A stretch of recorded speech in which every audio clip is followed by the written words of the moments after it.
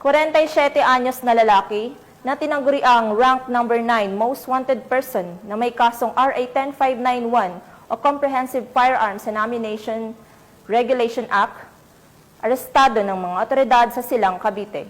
Magbabalita dyan si Police Corporal Abigail Rojas.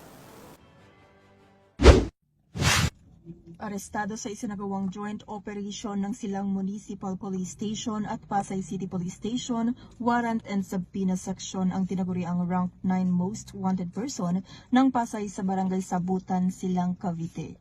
Kinilala ang suspect na si alias Nar, 47 anyos, may asawa na isang security guard. Isinagawa ang operasyon sa bisa ng warrant of arrest na inilabas ng RTC Branch 115 sa Pasay City para sa paglabag sa Republic Act 10591 o Comprehensive Firearms and Ammunition Regulation Act.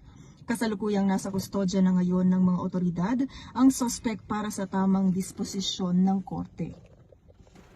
Mula dito sa Metro Manila, ako po ang inyong PNN correspondent, Police Corporal Abigail Rojas. Alagad ng batas, tagataguyod ng Balitang Pulis.